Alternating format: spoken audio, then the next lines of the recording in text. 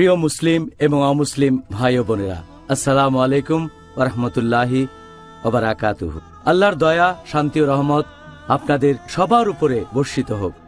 আমাদের এই অনুষ্ঠানটা হবে একটা ইন্টারভিউর সিরিজ আর প্রশ্নোত্তর পর্ব পবিত্র রমজান সম্পর্কে। অনুষ্ঠানের নাম Ramzan a date with doctor Zakir. এখানে আমি আপনাদের হোস্ট ইউসুফ চেম্বার্স।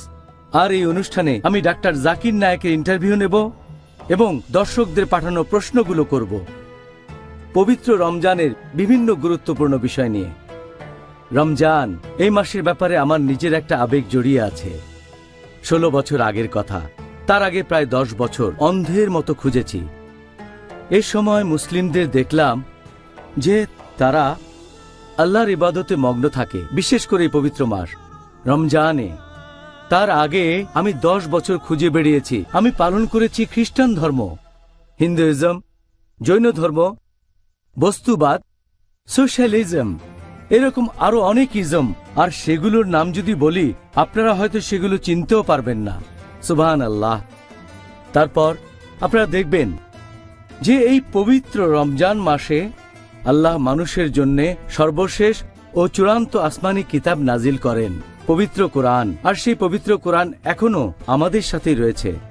এই কারণেই পবিত্র রমজান মাস মুসলিমদের কাছে খুব স্পেশাল। শুধু মুসলিম নয়, অমুসলিমদের কাছেও। আমি ইসলাম গ্রহণ করেছিলাম এই পবিত্র রমজান মাসে। তখন মুসলিমদের দেখেছিলাম যে তারা তাদের ধর্ম পালন করছে না। তারপর তারা হঠাৎ করে এই 1 মাস ধর্ম পালন করছে। আমি তখন ইসলাম ধর্মের বিভিন্ন গ্রন্থ পড়ে দেখলাম সত্যকে খুঁজে পাওয়ার জন্য। তারপর সত্যকে খুঁজে পেলাম। এর কয়েকদিন পরে আমি রোজা রাখা শুরু করলাম। তার কয়েকদিন পরেই আমি শাহাদা দিলাম। আলহামদুলিল্লাহ, ইসলাম ধর্ম এতটাই ভালো যে এটাকে কোনোভাবেই উপেক্ষা করা যায় না। ভাই ও বোনেরা, রমজান মাস রহমতের মাস, ক্ষমা প্রার্থনার মাস। এই মাসেই নবী মোহাম্মদ সাল্লাল্লাহু আলাইহি সাল্লামের উপর পবিত্র কোরআন নাজিল হয়েছিল। আমাদের এই সিরিজ অনুষ্ঠান এটা প্রত্যেকের জন্য খুবই গুরুত্বপূর্ণ, আপনাদের জন্য, আমার জন্য, যাতে সঠিকভাবে রোজা পালন করতে পারি। আগেই বলেছিলাম যে এই অনুষ্ঠানে আমি হোস্টের দায়িত্ব পালন করব। আর প্রত্যেক দিন এই অনুষ্ঠানে আমার সাথে যিনি থাকবেন তার সম্পর্কে আপনাদের কাছে খুব বেশি কিছু বলার দরকার নেই। তার বুদ্ধিমত্তা এবং তার পেশা, প্রথম জীবনে তিনি ছিলেন একজন ডাক্তার, প্রশিক্ষণপ্রাপ্ত মেডিকেল ডাক্তার। একবার তিনি আমাকে বলেছিলেন যে তিনি নিজেকে মনে করতেন একজন মেডিকেল ডাক্তার, অর্থাৎ মানুষের শরীরের ডাক্তার। পরবর্তীতে তিনি আমাকে বলেছিলেন যে তিনি হয়ে গেলেন মানুষের আত্মার ডাক্তার। এটার কারণ হলো কোরআন আর সুন্নাহর সত্যের বাণী তার হৃদয়ে প্রবেশ করেছে। আর তখন তিনি দাওয়া দেওয়ার প্রয়োজনীয়তা অনুভব করলেন। গত 11 বছর ধরে, প্রিয় ভাই ও বোনেরা, তিনি 1000-এর বেশি লেকচার দিয়েছেন আন্তর্জাতিক বিভিন্ন অঙ্গনে, যেমন বিভিন্ন টেলিভিশনে, প্রিন্ট মিডিয়াতে, রেডিওতে। এছাড়াও তিনি অনেক গুরুত্বপূর্ণ বই লিখেছেন যার টপিক হল কম্পারেটিভ রিলিজিয়ান এবং ইসলাম। তার বিশ্লেষণধর্মী ব্যাখ্যা আর তিনি যেভাবে বিভিন্ন ধর্মগ্রন্থ থেকে একেবারে হুবহু উদ্ধৃতি দেন, পৃথিবীর সবগুলো প্রধান ধর্মগ্রন্থ থেকেই তিনি একেবারে রেফারেন্স সহ উদ্ধৃতি দেন, এটার তুলনা নেই। এই জন্য তিনি মানবতার একটা সম্পদ। এখন আমি এই মুহূর্তে যেটা করতে চাই যে আর কথা না বাড়িয়ে আমি তাকে এই অনুষ্ঠানে স্বাগত জানাবো, ডক্টর জাকির আব্দুল করিম নায়েক। আসসালামু আলাইকুম ওয়া রাহমাতুল্লাহি ওয়া বারাকাতুহু। ওয়া আলাইকুম আসসালাম ওয়া রাহমাতুল্লাহি ওয়া বারাকাতুহু। কেমন আছেন? জি ভালো, আলহামদুলিল্লাহ। প্লিজ বসেন। ধন্যবাদ। ডক্টর জাকির, আমাদের অনুষ্ঠান শুরুর আগে আপনি কি পিস টিভির দর্শকদের উদ্দেশ্যে কিছু বলবেন? আমাদের এই ইন্টারভিউয়ের লম্বা সিরিজ আর প্রশ্নোত্তর পর্ব শুরু করার আগে পবিত্র রমজানের উপর a date with doctor Zakir. আলহামদুলিল্লাহ, ওয়াসসালাতু ওয়াসসালাম আলা রাসূলিল্লাহ ওয়া আলা আলিহি ওয়া সাহবিহি আজমাইন, আম্মা বাদ। আউযু বিল্লাহি মিনাশ শাইতানির রাজীম। বিসমিল্লাহির রহমানির রহিম। রব্বি ইশরাহ লি সাদরি ওয়া ইয়াসসির লি আমরি ওয়াহলুল উকদাতাম মিন লিসানি ইয়াফকাহু কাওলি। রোজা উপলক্ষে বিশেষভাবে আয়োজিত আমাদের এই সিরিজ অনুষ্ঠান রমজান এ ডেট উইথ ডক্টর জাকির, এটা শুরুর আগে আমি স্পষ্ট করে একটা কথা বলতে চাই যে আমি নিজেকে মনে করি একজন ছাত্র যে এখনো শিখছে। নিজেকে মনে করি একজন তালবে ইলম, বিশেষজ্ঞ বলে আমি মনে করি না যে বিভিন্ন ফতোয়া দেব ইসলামের বিভিন্ন বিষয়ে। আর এই পবিত্র রমজান সম্পর্কে যদি বলতে হয়, অনেক বিষয়ে মতভেদ আছে, বিভিন্ন বিষয় নিয়ে মতভেদ দেখা যায় বিশেষজ্ঞ আর আলেমগণের মধ্যে। বিভিন্ন মাযহাবের মধ্যে এরকম মতভেদ আছে।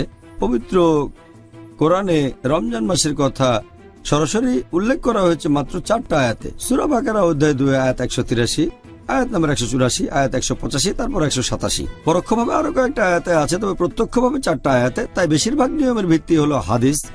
কিছু বিশেষজ্ঞ ব্যবহার করেছেন জয়ীফ হাদিস, কেউ নিয়েছেন মওদু হাদিস, কেউ নিয়েছেন সহিহ হাদিস।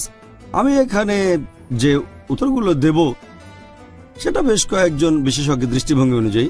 আমি শুধু সেই সব বিশেষজ্ঞগণকেই বেছে নিয়েছি যাদের মতামত কোরআন এবং সহিহ হাদিস অনুযায়ী বলে মনে হয়েছে। এগুলো হয়তো দর্শকদের দৃষ্টিভঙ্গির সাথে নাও মিলতে পারে, যেটাতে তারা অভ্যস্ত। আমাদের মতামত হবে কোরআন এবং সহিহ হাদিস অনুযায়ী। প্রয়োজন হলে আমি বিভিন্ন বিশেষজ্ঞের আলাদা মতামতও বলতে পারি, বিশেষজ্ঞগণ নামও বলতে পারি, তবে বেশিরভাগ সময় বলবো না। আমি সবাইকে স্পষ্ট করে জানাতে চাই যে পবিত্র রমজান সম্পর্কে আমি যে উত্তরগুলো দেব তার কোনোটাই আমার নিজের বানানো উত্তর না। এই মতামতগুলো বেশ কয়েকজন বিশেষজ্ঞের, তাদের দৃষ্টিভঙ্গি। আর আমি যথাসাধ্য চেষ্টা করব সেই সময় সে বিশেষজ্ঞের নামটা বলতে, যাতে করে কেউ না ভাবে যে আমি আমার মতামতগুলো জানাচ্ছি। আর আমার মতে উত্তরগুলো হওয়া উচিত কোরআন এবং সহিহ হাদিস অনুযায়ী। আমি যথাসাধ্য চেষ্টা করে যাব, আর ইনশাআল্লাহ যতখানি সম্ভব হয় বিভিন্ন হাদিস বলার সময় আমি রেফারেন্স দেওয়ার চেষ্টা করব যে এটা সহিহ বুখারী, সহিহ মুসলিম, অধ্যায় নাম্বার, তারপর হাদিস নাম্বার, যাতে করে দর্শকরা সেই হাদিসগুলো চেক করে দেখতে পারে যে আমার কথাগুলো সঠিক কিনা। কোরআনের আয়াতের রেফারেন্স দেব। সাধারণত আমি উত্তর দেওয়ার সময় এভাবে রেফারেন্স দিয়ে কথা বলে থাকি, যাতে করে লোকজন উত্তরটা জানতে পারে একেবারে খাঁটি উৎস থেকে, কোরআন এবং সহিহ হাদিস। আমার মুখ থেকে ভালো আর সঠিক যা কিছু বেরোবে সেটা আল্লাহর তরফ থেকে বেরোবে, আর আমার মুখ থেকে ভুল বা বেঠিক কিছু বেরোলে সেটা আমার তরফ থেকে আর শয়তানের তরফ থেকেই বেরোবে। তাই শয়তানের হাত থেকে রক্ষার জন্য আল্লাহর কাছে আশ্রয় চাচ্ছি, আর আমি আল্লাহ তাআলার কাছে দোয়া করছি এই সিরিজ অনুষ্ঠান যেন আমাদের সবার জন্য উপকারী এবং দর্শকদের জন্য উপকারী হয় ইনশাআল্লাহ। জাযাকাল্লাহ খায়ের। এবারে অনুষ্ঠানের কথা। এখানে এই অনুষ্ঠানটাতে মোট 2টা অংশ থাকবে। প্রথম অংশ হবে সরাসরি ইন্টারভিউ ডক্টর জাকির নায়েক ও আমার মধ্যে, অনুষ্ঠানের টপিক অনুসারে। প্রত্যেক অনুষ্ঠানে রমজানের একটা বিষয়। আর দ্বিতীয় অংশে আপনাদের বিভিন্ন প্রশ্নের উত্তর দেবেন ডক্টর জাকির নায়েক। প্রশ্নগুলো হবে সেই দিনের টপিকের উপর। আলহামদুলিল্লাহ ভাই ও বোনেরা, আমি এখন টপিকগুলোর নাম বলছি যেগুলো নিয়ে আমরা আলোচনা করব ইনশাআল্লাহ, যেটা করব আমরা আগামী 32 দিন ধরে। এখন আপনারা হয়তো ভাবতে পারেন যে আমরা কেন এই অনুষ্ঠানটাকে 32 দিন সময় নিচ্ছি। এটা কি অদ্ভুত? না, অদ্ভুত না। সত্যি বলতে আমরা পৃথিবীর সব প্রান্তের মুসলিম ভাই বোনের কথাই চিন্তা করেছি যে অবশ্যই রমজান 2-1 দিন আগে পরে আসবে, কোথাও আগে আর কোথাও বা পরে। এই অনুষ্ঠানটা আমরা সব মুসলিমদের কাছে পৌঁছে দিতে চাই, আর আল্লাহ যেন আমাদের এই প্রচেষ্টা সফল করেন ইনশাআল্লাহ। এবারে ভাই ও বোনেরা, আমরা এই অনুষ্ঠানের টপিকগুলো সম্পর্কে জানব। প্রথম দিনে 1 নম্বর টপিক, 1 নম্বর এপিসোড, সেটা হলো রমজান মাসকে স্বাগতম, অর্থাৎ আজ। 2 নম্বর এপিসোড, রমজান মাসে মুসলিমরা সাধারণত যে ভুলগুলো করেন। 3 নম্বর, রমজানের প্রারম্ভিক কথা। 4 নম্বর, কখন রোজা রাখা বাধ্যতামূলক আর অব্যাহতি আছে। 5 নম্বর, যেসব কাজ করলে রোজা ভেঙে যায় আর রোজা অবস্থায় যেসব কাজ নিষিদ্ধ। 6 নম্বর, রোজার সময় যেসব কাজের অনুমতি আছে। 7 নম্বর, রোজার সময় যেসব কাজ সুপারিশ আর অনুৎসাহিত করা হয়েছে। 8 নম্বর, সেহরি এবং ইফতার। 9 নম্বর, রোজা রাখার উদ্দেশ্য। 10 নম্বর, রোজা রাখার উপকারিতা। 11 নম্বর এপিসোড, রমজান অনুশোচনা বা তওবা করার মাস। আর 12 নম্বর, রমজান দোয়া এবং প্রার্থনা করার মাস। তারপর 13 এবং 14 নম্বর, কিয়ামুল লাইল, পর্ব 1 এবং 2। নাম্বার 15, তখন আমরা রমজান মাসের মাঝামাঝি সময়ে চলে আসব ভাই ও বোনেরা। রমজান পবিত্র কোরআনের মাস, পর্ব 1। তারপর 16, রমজান পবিত্র কোরআনের মাস, পর্ব 2। 17, জাকাত, পর্ব 1। 18, জাকাত, পর্ব 2। 19, জাকাত, পর্ব 3। নাম্বার 20, লাইলাতুল কদর। ইনশাআল্লাহ একেবারে সঠিক সময়ে রমজানের শেষ 10 দিন। এই সময় থেকে আপনারা এই মঙ্গলময় রাতের সন্ধান করবেন। এরপর নাম্বার 21, এতেকাফ। নাম্বার 22, এপিসোড নাম্বার 22, রমজান আত্ম উন্নয়ন ও ইসলাহ দেয়ার মাস পর্ব 1। এরপর নাম্বার 23 এপিসোড, রমজান আত্ম উন্নয়ন এবং ইসলাহ দেয়ার মাস পর্ব 2। এই পর্বটা শেষ হয়ে যাওয়ার পর 24 নম্বর এপিসোড, রমজান আত্ম উন্নয়ন ও ইসলাহ দেয়ার মাস পর্ব 3। এপিসোড নম্বর 25, রমজান আত্ম উন্নয়ন ও ইসলাহ দেয়ার মাস পর্ব 4। এপিসোড নম্বর 26, রমজান মাসে অমুসলিমদের কাছে দাওয়া দেয়া। এপিসোড 27 নম্বর হল কাজা রোজা, ফিদিয়া এবং রোজার কাফফারা। এপিসোড 28 নম্বর হল আকাশে চাঁদ দেখা। এপিসোড 29 নম্বর জাকাত আল ফিতর। এপিসোড 30 নম্বর ঈদ উল ফিতর। তারপর এপিসোড 31 নম্বর হল ঐচ্ছিক রোজা এবং নিষিদ্ধ রোজা। আর সবশেষে আমাদের অনুষ্ঠানের শেষ পর্ব, এপিসোড 32, এই রমজান থেকে পরের রমজান। এবারে নিচ্ছি একটা ছোট্ট বিরতি, ইনশাআল্লাহ আবার দেখা হবে। It is Ramadan. আসসালামু আলাইকুম। আমাদের অনুষ্ঠানে আবারও স্বাগতম। Ramzan a date with doctor Zakir. আমি আপনাদের হোস্ট ইউসুফ চেম্বার্স। আজকের পর্বে আমাদের আলোচনার টপিক রমজান মাসকে স্বাগতম। আমাদের এই অনুষ্ঠানের টপিকগুলো আলোচনা করে ঠিক করেছি আমি আর ডক্টর জাকির নায়েক। ডক্টর জাকির, আমাদের আলোচনার এই টপিকগুলো সম্পর্কে আপনি কি বলবেন? আলহামদুলিল্লাহ, আমরা টপিকগুলো যেভাবে বেছে নিয়েছি আর যেভাবে ক্যাটাগরি করেছি, আলহামদুলিল্লাহ বিভিন্ন দিনে, এতে করে দর্শকদের উপকার হবে। রমজান মাসের বিস্তারিত সঠিক সময়ে জানতে পারবেন। এতে আমার জন্য সুবিধা হবে, আরো ভালোভাবে বিভিন্ন প্রশ্নের উত্তর দিতে পারবো, কারণ অনেক সময় এই প্রশ্নের উত্তরগুলো ওভারল্যাপ করতে পারে। সেজন্য আমি খেয়াল রাখবো যাতে করে আমি সেই টপিকের উপরেই বলি যেটা নিয়ে আলোচনা হচ্ছে, আর খেয়াল রাখবো যেন সেই দিনই আমি উত্তরটা বিস্তারিতভাবে দিতে পারি। আর যদি সে ব্যাপারে আগে বলে থাকি তখন হয়তো আমি সংক্ষেপেই উত্তরটা দেব। এখানে আপনারা একটা ব্যাপার দেখবেন যে আমাদের বেশিরভাগ টপিক আমার মতে এগুলো রমজানের বেশ আগে থেকেই শুরু করা উচিত। আবার এমন কিছু টপিক আছে যেগুলো আলোচনা করা যেতে পারে বছরের যে কোনো সময়ে, যেমন ধরেন ঐচ্ছিক রোজা, এটা নিয়ে আলোচনা করা যায় বছরের যে কোনো সময়। আর কিছু টপিক যেমন ইতিকাফ আর লাইলাতুল কদর, এগুলো আলোচনা করা উচিত রমজানের শেষ 10 দিনে, আমরাও সেটা করবো ইনশাল্লাহ। আর কিছু টপিক যেমন ঈদ উল ফিতর আলোচনা করা উচিত ঈদের ঠিক আগে। তবে বেশিরভাগ টপিক যেগুলো আলোচনা করব সেটা করা উচিত রমজানের আগে।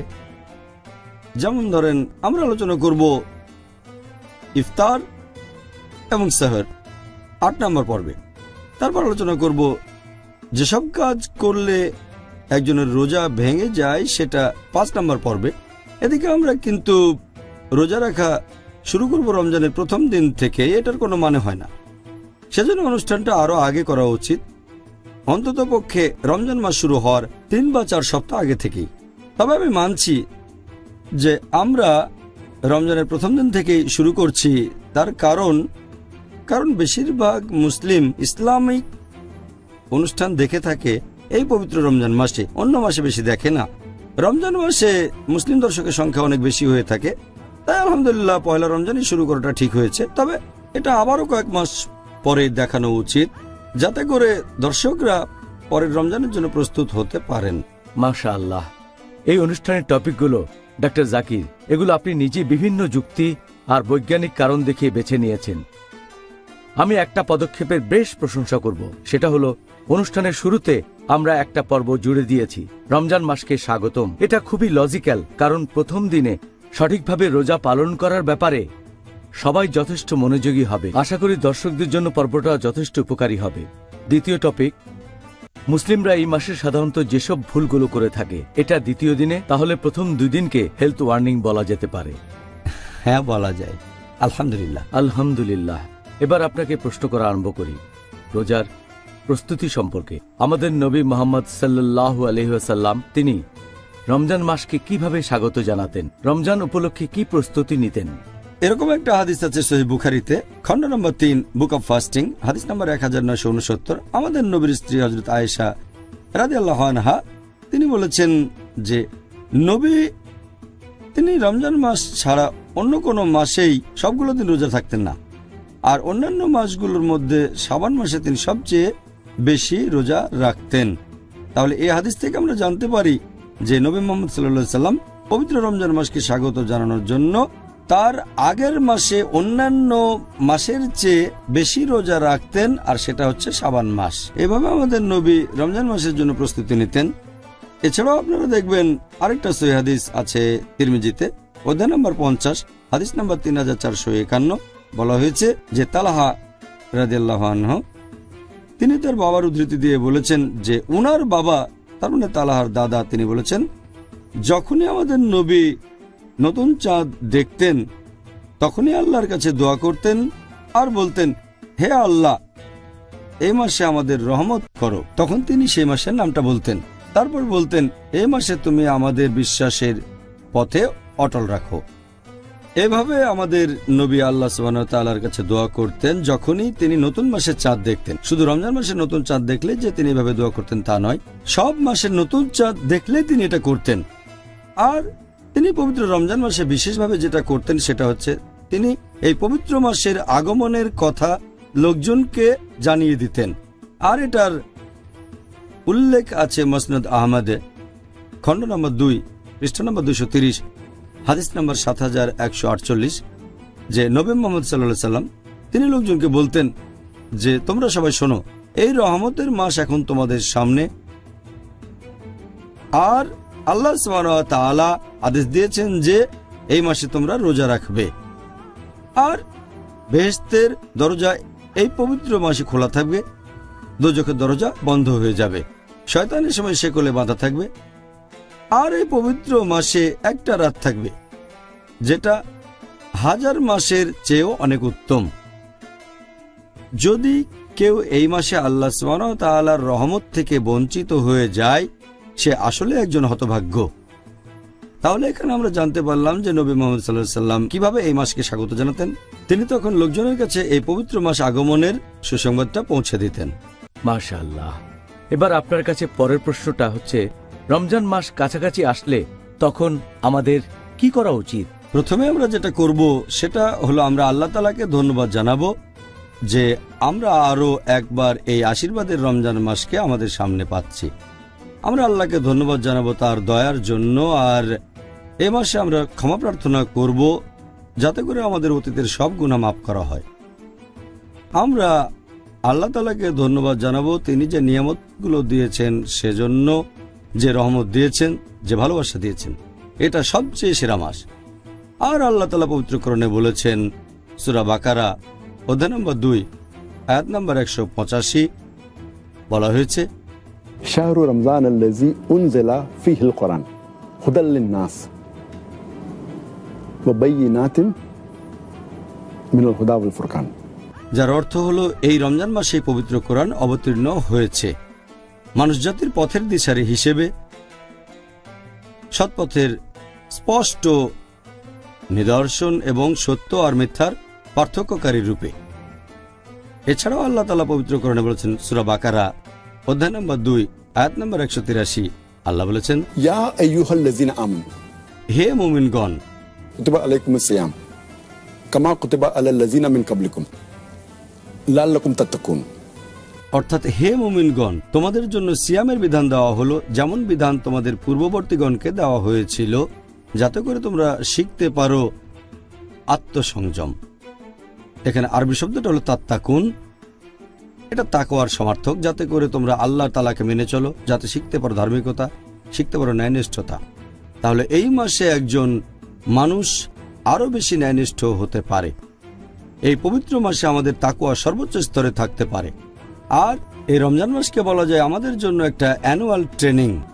এটাকে বলা যায় আমাদের শরীরের এক ধরনের সার্ভিসিং। আমরা জানি যে কিভাবে বিভিন্ন যন্ত্রপাতি আর মেশিনারির সার্ভিসিং করা হয়, হয়তো 3 মাসে একবার বা বছরে একবার। এখন আপনি এভাবে বলতে পারেন যে মানুষের শরীরটা পৃথিবীর মধ্যে সবচেয়ে সেরা যন্ত্র, তাহলে তো এই যন্ত্রেরও সার্ভিসিং দরকার হয়। আর রমজান হলো মানুষের শরীরের অ্যানুয়াল সার্ভিসিং এর মাস।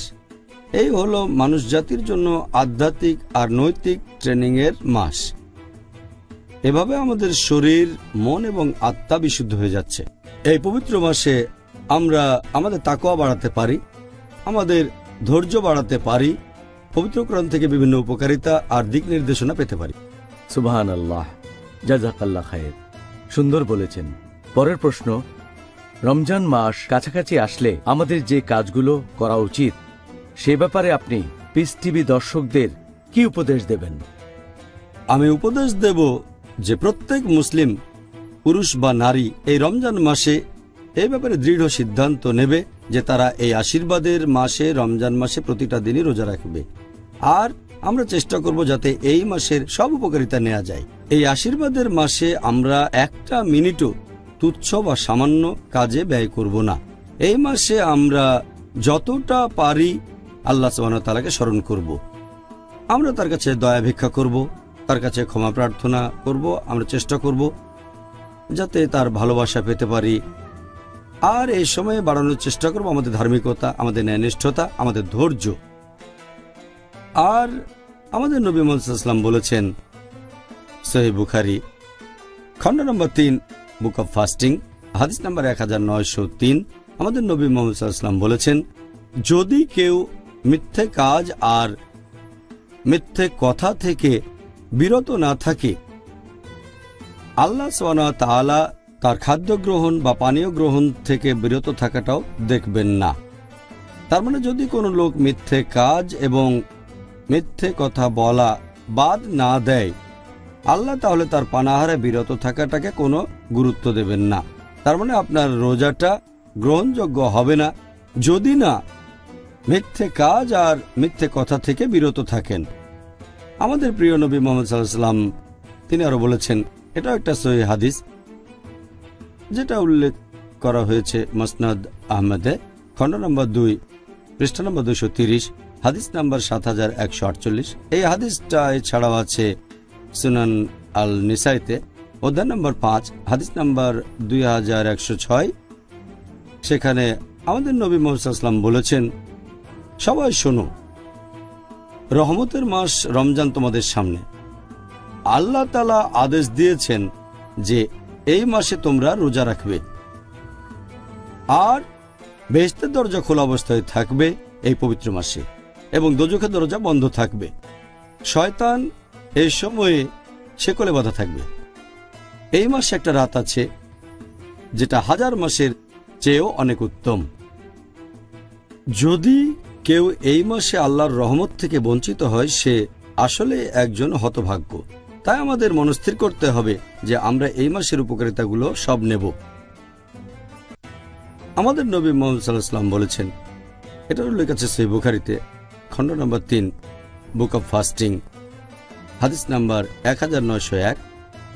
আমাদের নবী মুহাম্মদ সাল্লাল্লাহু আলাইহি ওয়াসাল্লাম বলেছেন যে যদি কেউ এই মাসে রোজা পালন করে বিশ্বাসের সাথে এবং আল্লাহর কাছ থেকে পুরস্কার পাওয়ার জন্য, তার অতীতের সব গুনাহ ক্ষমা করা হবে। তার মানে আমরা যদি আন্তরিকতার সাথে এই মাসে রোজা রাখতে পারি, আল্লাহর কাছ থেকে পুরস্কার পাওয়ার জন্য আমাদের অতীতের সব গুনাহ ক্ষমা করা হবে। চিন্তা করেন, এভাবে খুব সহজেই আমরা অতীতের সব গুনাহ থেকে ক্ষমা পেতে পারি। আমাদের নবী মুহাম্মদ সাল্লাল্লাহু আলাইহি ওয়াসাল্লাম আরো বলেছেন, এটা আছে সহিহ বুখারীতে খণ্ড নম্বর 3 বুক অব ফাস্টিং হাদিস নাম্বার 1904। এটা অনেক লম্বা হাদিস, এখানে 4টা পয়েন্ট আছে। আমাদের নবী মুহাম্মদ সাল্লাল্লাহু আলাইহি ওয়াসাল্লাম বলেছেন যে পৃথিবীতে যত আদম সন্তান আছে তারা যে কাজগুলো করে থাকে সবই নিজেদের জন্য, শুধুমাত্র রোজা বাদে। রোজা হলো আমার জন্য, আর আমি তাকে পুরস্কার দেব। তিনি আরো বলেছেন যে রোজা রাখা একটা বর্ম, তোমাদের পাপ থেকে বিরত রাখে। আর যে লোক রোজা পালন করে সে বিরত থাকবে অশ্লীলতা থেকে, ঝগড়া করা থেকে এবং অজ্ঞতা থেকে। যদি কেউ তাকে গালমন্দ করে অথবা কুৎসা রটায়, সে তখন বলবে আমি রোজা আছি, আমি রোজা আছি। এই হাদিসে আমাদের নবী 3 নম্বর যে পয়েন্টটা বলেছেন যে আমি আল্লাহর নামে শপথ করে বলছি, যার হাতে রয়েছে মুহাম্মদ সাল্লাল্লাহু আলাইহি সাল্লামের আত্মা, যে একজন রোজদারের নিঃশ্বাসের গন্ধ যে লোক রোজা রাখে সেটা আল্লাহ সুবহানাহু ওয়া তাআলার কাছে কস্তুরী গন্ধের চেয়েও বেশি মিষ্টি। হাদিসে নবী আরো বলেছেন যে এরকম দুটো জিনিস আছে যেগুলো একজন রোজাদারকে খুশি করে তুলবে। প্রথমটা হচ্ছে যখন সে রোজা ভাঙবে, আর দ্বিতীয়টা হচ্ছে যখন সে মুখোমুখি হবে আল্লাহ সুবহানাহু ওয়া তাআলার। আর এছাড়াও পবিত্র কোরআনে বলা হয়েছে সূরা নূর অধ্যায় নম্বর 24 আয়াত নম্বর 31 বলা হয়েছে, হে মুমিনগণ, তোমরা আল্লাহর উপর ঈমান আনো এবং তার রহমতকে খোঁজো, তার মানে বেহেশতে যাওয়ার চেষ্টা করো। এরপর আছে সূরা আকাফ অধ্যায় নম্বর 46 আয়াত নম্বর 13 ও 14, যে এমন কিছু মানুষ যারা আল্লাহ ব্যতীত অন্য কারো ইবাদত করে না এবং যারা তাদের ঈমানে অবিচলিত থাকে। এখানে শব্দটা ইস্তেকাম, যারা বিশ্বাসে অবিচলিত থাকে যে আল্লাহ কেবলমাত্র একজন, অন্য কেউ নেই, এবং তারা কখনো ভয় পাবে না, তারা দুঃখিত হবে না। এই লোকগুলোই তারা যারা হবে জান্নাতের অধিবাসী এবং তারা তাদের সব ভালো কাজের জন্য পুরস্কার পাবে।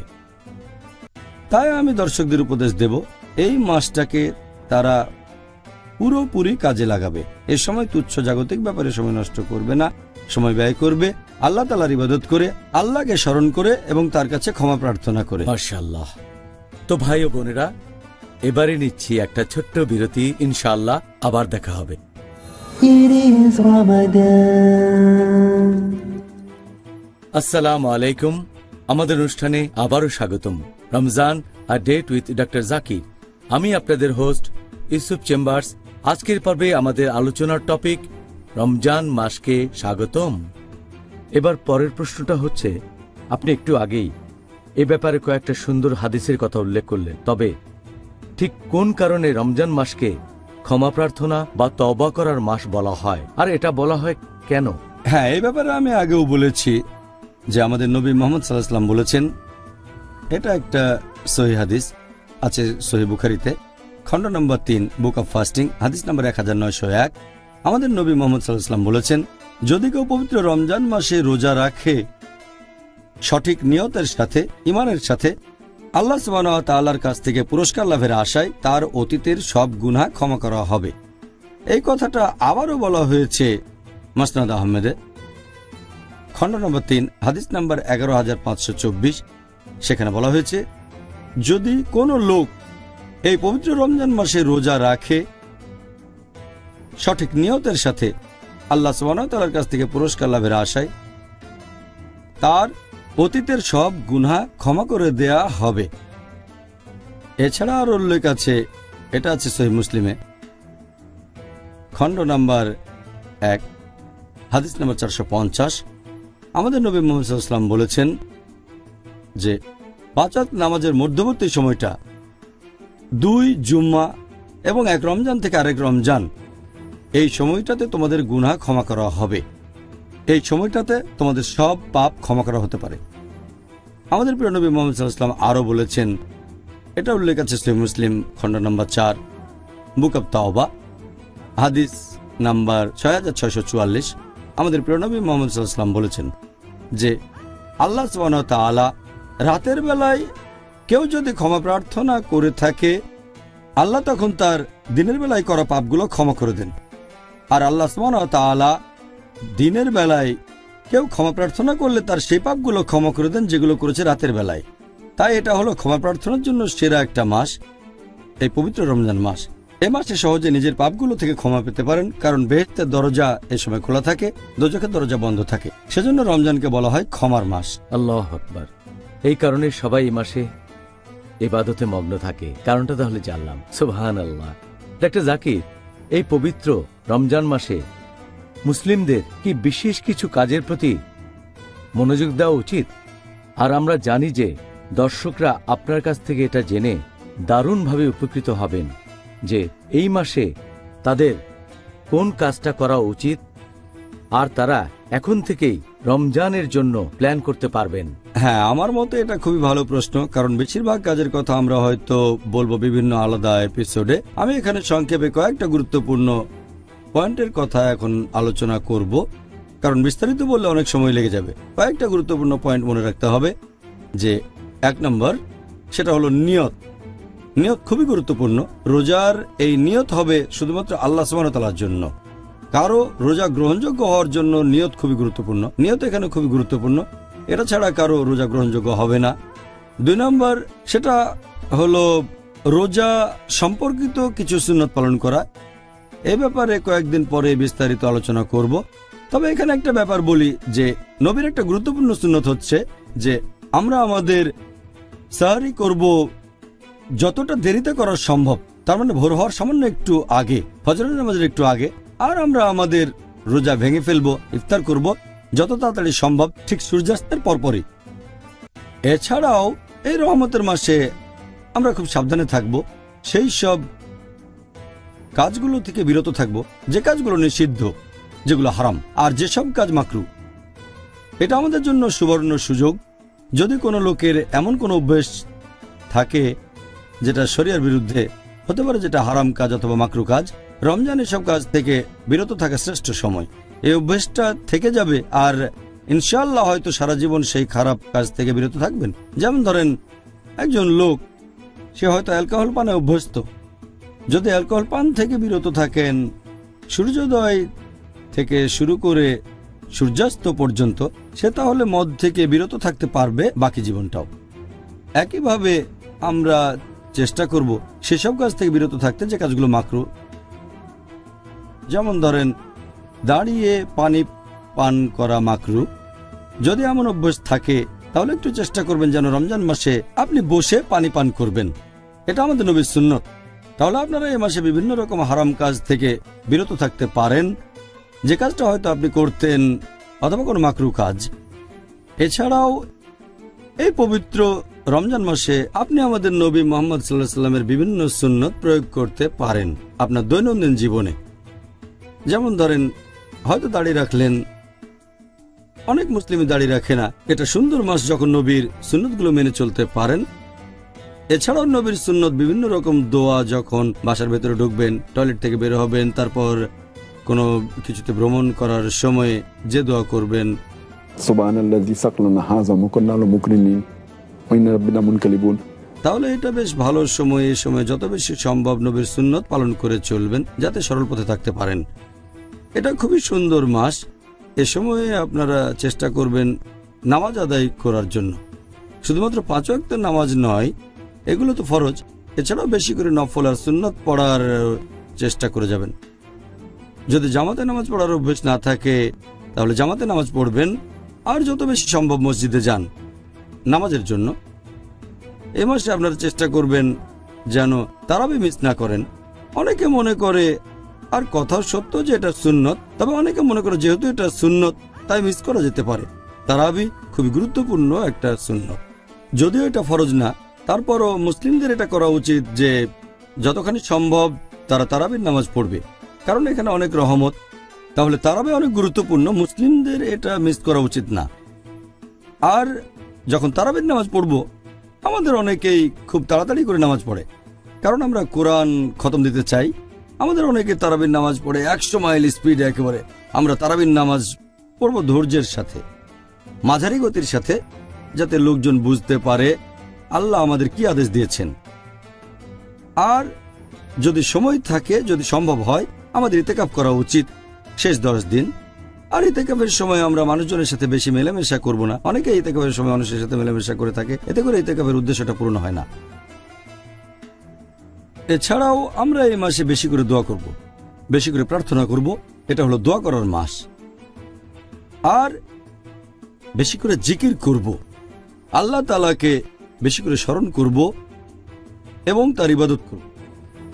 এই পবিত্র রমজান মাসে আমরা যত বেশি সম্ভব কোরআন শরীফ পড়ব।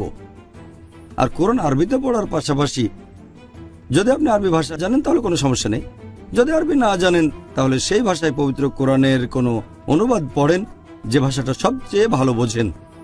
যদি ইংরেজি ভালো বোঝেন ইংরেজিতে পড়েন, উর্দু ভালো বুঝলে উর্দুতে পড়েন, যেটা ভালো বোঝেন সে ভাষায় অনুবাদ পড়েন। তবে কোরআন পাঠ করার সময় এই জন্য অবশ্যই সওয়াব পাবেন।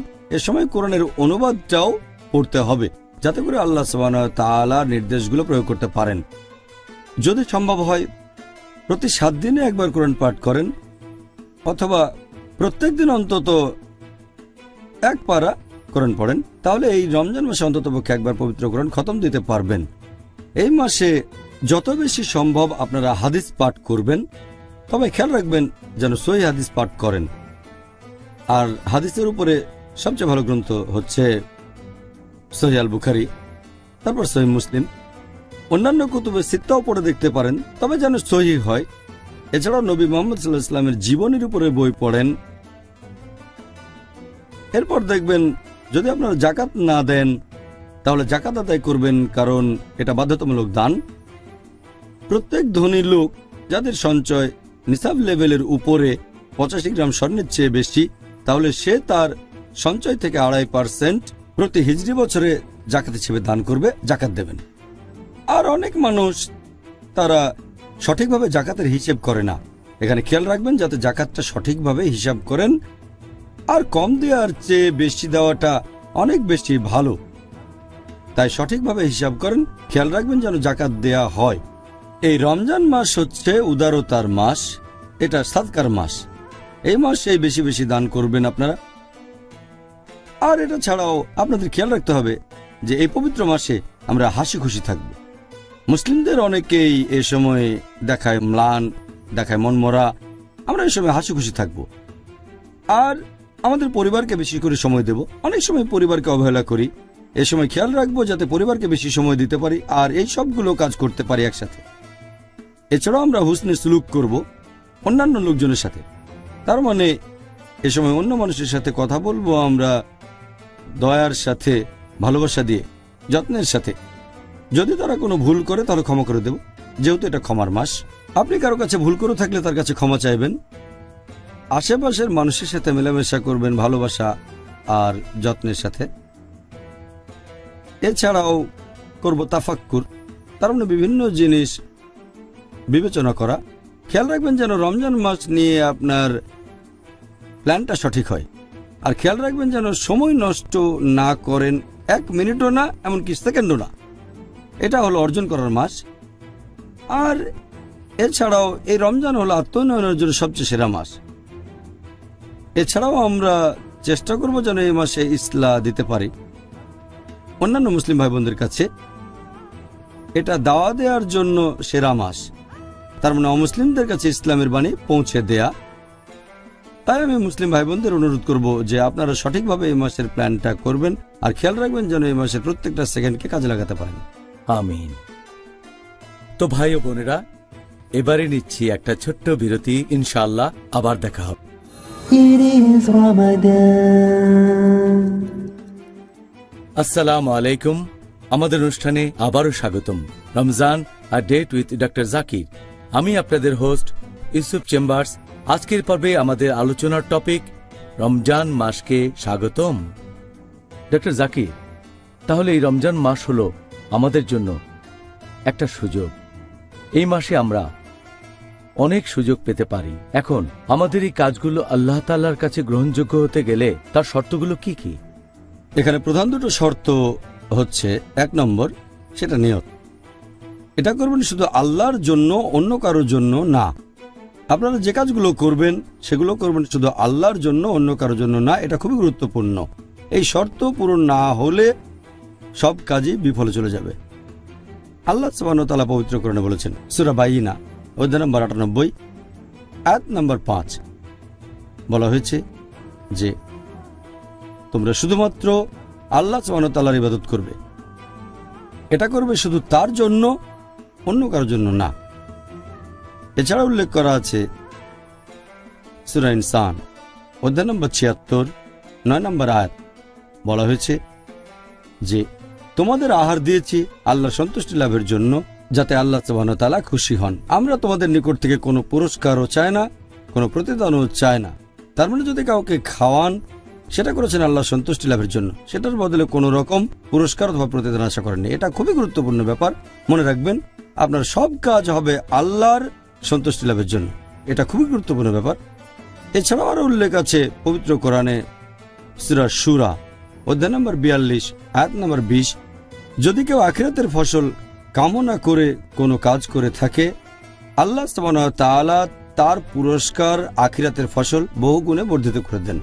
আর যদি কেউ দুনিয়ার ফসল কামনা করে কোনো কাজ করে থাকে, দুনিয়ার আশা করে, আল্লাহ তার জন্য দুনিয়ায় কিছু দেবেন, কিন্তু আখিরাতে তার জন্য কিছু থাকবে না।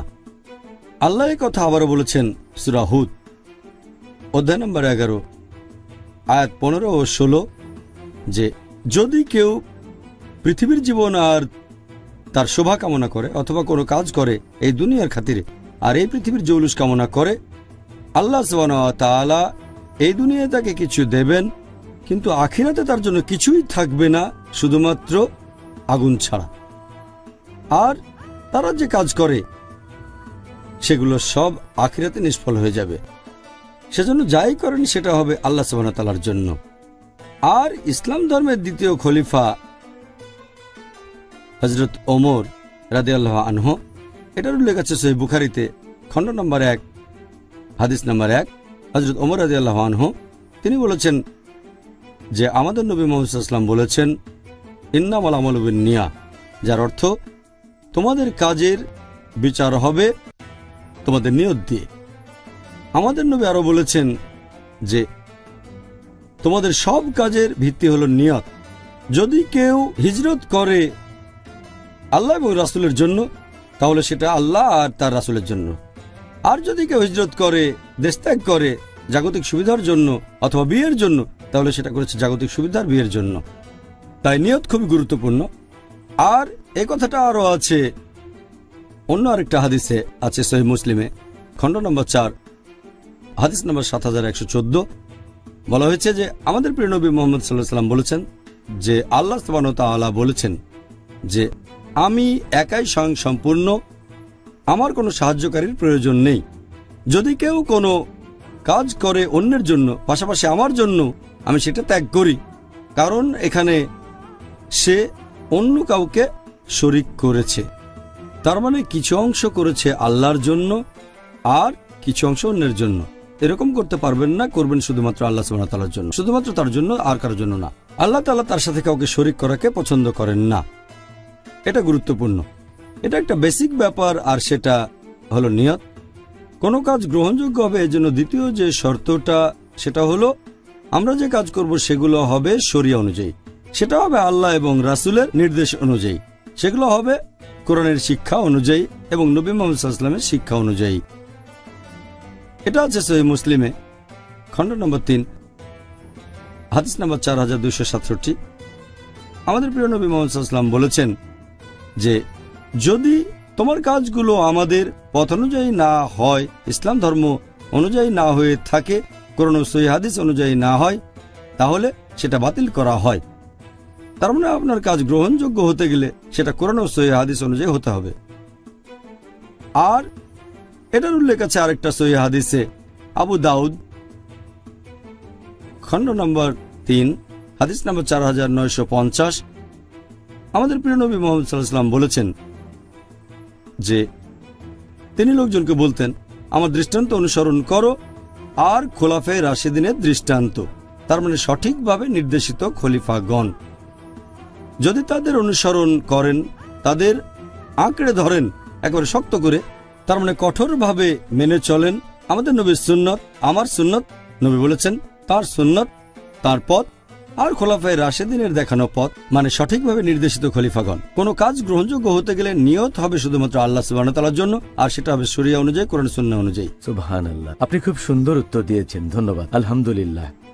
আমরা অনুষ্ঠানের শুরুতেই আপনাদের বলেছিলাম যদি হাতে সময় থাকে তাহলে আপনাদের পাঠানো বেশ কিছু প্রশ্নের উত্তর দেব, যেগুলো টপিকের সাথে প্রাসঙ্গিক। আজকে হাতে কিছু সময় আছে, তাহলে ডাক্তার জাকির, যে মানুষজন সাধারণত একটা কথা বলে রমজান মাসকে স্বাগত জানায়, রমজান মোবারক, কিছু মানুষ বলে এটা বিদা, আবার কেউ বলে এটা সুন্নত, এই ব্যাপারে আপনি কি বলবেন? কোন মাসকে স্বাগত জানানো ভালো, আলহামদুলিল্লাহ। আর আমাদের নবী সবসময় লোকজনকে জানিয়ে দিতেন এই মাসের ব্যাপারে। এ ব্যাপারে আমি আগেও বলেছি যে আমাদের নবী মুহাম্মদ সাল্লাল্লাহু আলাইহি ওয়াসাল্লাম, এটার উল্লেখ আছে মুসনাদ আহমদ খণ্ড নম্বর 2 পৃষ্ঠা নম্বর 230 হাদিস নম্বর 7148। এছাড়াও এই হাদিসটা আছে সুনান আল নিসায়ে অধ্যায় নম্বর 5 হাদিস নম্বর 2106, যে আমাদের নবী মুহাম্মদ সাল্লাল্লাহু আলাইহি ওয়াসাল্লাম রমজান মাসের আগমনের কথা সবসময় লোকজনকে জানিয়ে দিতেন যে রমজান মাস সামনে, আমাদের নবী সে সময় লোকজনের উদ্দেশ্যে বলতেন, সবাই শোনো, রহমতের মাস রমজান এখন তোমাদের সামনে, আর আল্লাহ সুবহানাহু ওয়া তাআলা তোমাদের আদেশ দিয়েছেন যে তোমরা এই মাসে রোজা রাখবে। তাহলে নবী এই মাসকে স্বাগত জানাতেন, তিনি মানুষকে শুভেচ্ছা জানাতেন। একইভাবে আজকে যদি আপনি শুভেচ্ছা জানান, নবী বলতেন রহমতের মাস তোমাদের সামনে। যদি কেউ বলে রমজান মোবারক, এই রমজান মোবারক কথাটা ভারতীয় উপমহাদেশে বেশি ব্যবহার করা হয়। ভারতীয়রা বলে, পাকিস্তানিরা বলে, কারণ এই শব্দ মুবারক, বারকা হলো একটা আরবি শব্দ, বারকা মানে আশীর্বাদ, আর এই মাসটা আসলে রহমতের মাস। কিন্তু ভারতীয় আর পাকিস্তানিরা যখন এই মোবারক শব্দটা বলে, তারা এটা বলে অভিনন্দন জানানোর জন্য। কেউ পরীক্ষায় পাশ করলে উর্দুতে তাকে মোবারক দেওয়া হয়, এটা কিন্তু এসেছে আরবি শব্দ বারকা থেকে। তাই রমজান মাস আসলে তারা বলে রমজান মোবারক, তার মানে এটা হলো আশীর্বাদের মাস, অথবা এক ধরনের অভিনন্দন জানানো, অন্যকে শুভেচ্ছা জানানো যে রহমতের মাস আমাদের সামনে। তাই আমার মতে এটা বিদা নয়, একটা মাসকে স্বাগত জানানো যায়। এটা ভালো যে এই মাসকে আশীর্বাদের মাস বলছেন আর অন্য মানুষকে জানিয়ে দিচ্ছেন, তাদের বলছেন যে এই মাসে অনেক আশীর্বাদ পেতে পারেন। তাই আমার মতে এটা বিদা নয়। তবে কিভাবে শুভেচ্ছা জানাচ্ছেন, যেভাবে বলছেন, সেটা হলো মুবাহ, তার মানে ঐচ্ছিক। ভারতীয় উপমহাদেশে আমরা সাধারণত বলে থাকি রমজান মুবারক, মধ্যপ্রাচ্যের দেশগুলোতে বলে থাকি রমজান করিম। এই সবগুলো কথাই আসলে ভালো। পবিত্র মাস, আশীর্বাদের মাস অথবা ক্ষমাশীলতার মাস, এখানে কিভাবে বলবেন সেটা আপনার ব্যাপার। তবে আমাদের নবী মুহাম্মদ সাল্লাল্লাহু আলাইহি সাল্লাম তখন লোকজনদের বলতেন, সবাই শোনো, রহমতের মাস রমজান তোমাদের সামনে।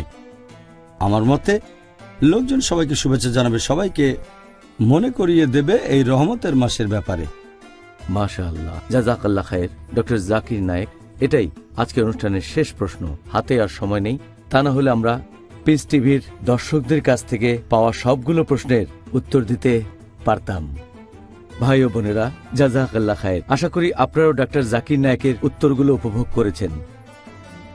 আজকের টপিক ছিল রমজান মাসকে স্বাগতম। আগামীকাল আলোচনার টপিক রমজান মাসে মুসলিমরা সাধারণত যে ভুলগুলো করে থাকে।